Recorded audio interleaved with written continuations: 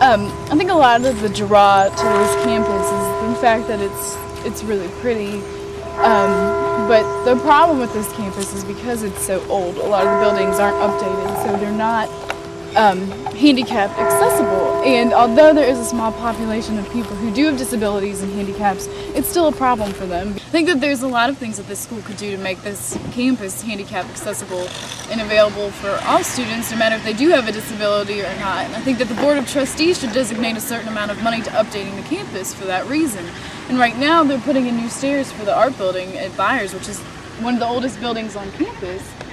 And they're putting in a set of new stairs, but they're not putting in a ramp. And I know that there's regulations, but why would it be such a problem to put in a ramp, to make it accessible for students who do have disabilities?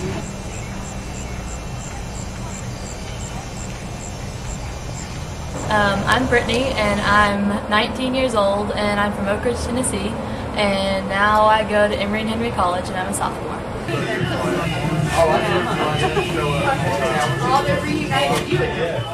I'm an athletic training major, and then when I graduate from Emory, I'm going to go to physical therapy school. I have a disease called Stargardt's, and what that means is there's a spot in the middle of my vision where I don't see anything, and then my peripheral vision, I see about 2,300. So it's macular degeneration is found usually in older people, and I have sort of a juvenile form of macular degeneration.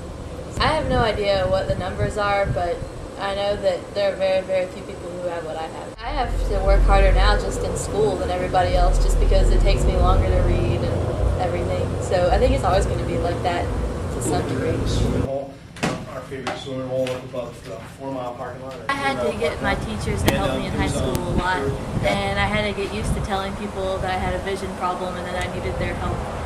And at first I wasn't really comfortable asking people for help, but now I've gotten used to it. So I had to ask teachers to give me notes ahead of time that they would write on the board because I couldn't see the board. And I had to get them to enlarge tests for me so that I could see my tests when I took them. One thing that's sort of different is that all of a sudden I really couldn't see people's faces very well, and that's sort of hard to deal with at first, especially when you're walking down the hall and someone waves at you and you don't know who they are. I have a handheld magnifier that I can use in class for like reading handouts or books or anything. And in my room I have what's called a CCTV, closed circuit television, and it magnifies larger areas and on kind of a TV screen. So I use that when I'm doing homework and everything.